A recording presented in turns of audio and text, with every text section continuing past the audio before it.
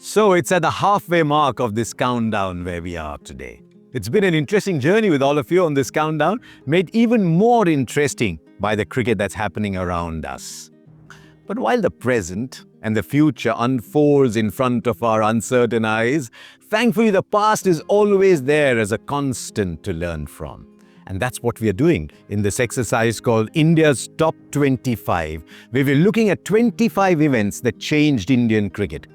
And the one that I'm going to talk about today changed Indian cricket in a major way. So let's go back in time to the year 1996. A year in which India, after their heartbreaking semi-final exit in the World Cup, badly needed something to cheer them up.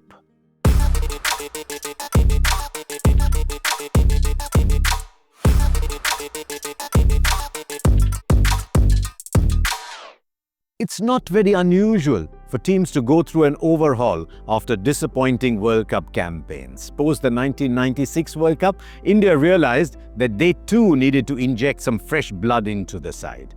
So when the time came to pick a squad for England, the selectors had several names to choose from. But there were a couple in particular who'd been hovering around the national team for a while.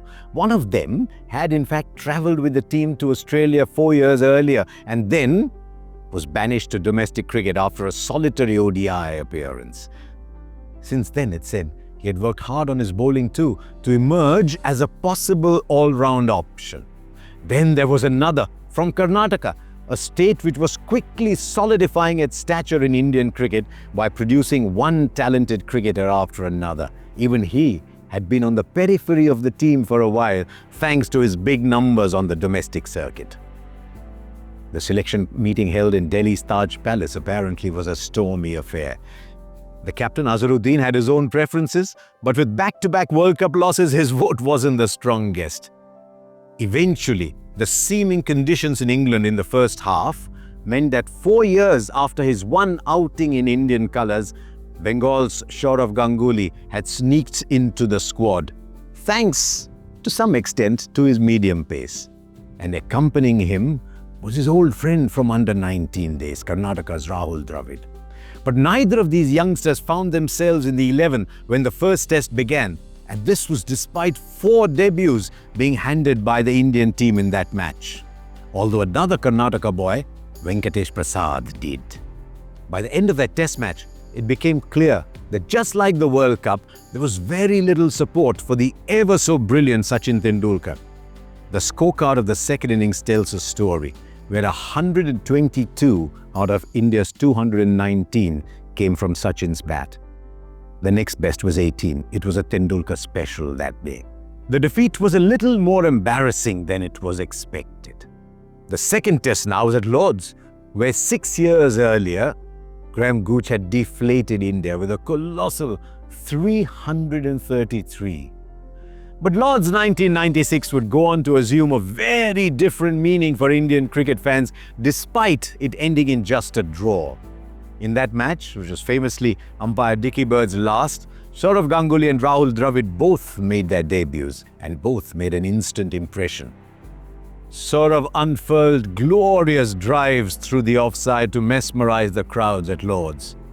And Dravid, coming in at 7 with the team in a precarious situation, showed the mental toughness of a veteran, playing out 267 balls. They even batted together to stitch a 94-run partnership where Indian cricket got a glimpse of the future. Ganguly got to a debut ton, scoring 131. Dravid missed out by a whisker, choosing to walk without waiting for the umpire's decision on 95. It was wonderful watching it happen in front of your eyes. In the next test, Ganguly continued right from where he had left at Lord's. Scored another century, with Sachin joining the party as well. Later in the innings, Dravid chipped in with another 84, and something, it seemed, had changed. What had happened in the second innings of the first test, and in fact had been happening for much of the 90s, one could sense wouldn't repeat again in the presence of these two youngsters. And that changed Indian cricket, for the caliber of these two batters allowed Tendulkar to play with greater freedom. It's not a surprise that 1998 proved to be Tendulkar's best year in international cricket. He knew he had two very reliable men around him to provide solidity to the batting lineup. And Ganguly and Dravid did just that for more than a decade across formats. Rahul Dravid played in each of Sourav Ganguly's 113 tests. How good is that record? While he played a record 146 tests alongside Tendulkar. In 1998, Outlook magazine hailed the trio as the awesome trinity, and that's exactly what they went on to become for Indian cricket. And it wasn't just batting. For when Tendulkar finally gave up on captaincy in 2000, Ganguly succeeded him in what was some of the stormiest times in Indian cricket. And in the next 5 years, with his fellow debutant from Lords as his deputy, Sourav Ganguly changed how Indian cricket was perceived with success across formats. And Dravid, mind you, wasn't just another deputy. He was the rock around which Sourav Ganguly's team's success was built, averaging 73 in tests and 42 in ODIs. And, lest we forget, he also kept wickets for the team in more than 70 ODIs in that period. In 2004, 8 years after that partnership at Lords, they were awarded the Padma Shri, even that together, by the Government of India.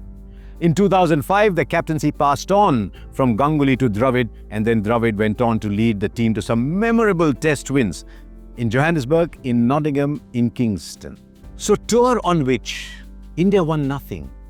A tour that saw Navjot Sidhu storm out of the touring party and even saw the captain getting sacked, also proved to be the tour that gave us two cricketers who would go on to influence the trajectory of Indian cricket enormously, not just with their batting, but with their leadership too.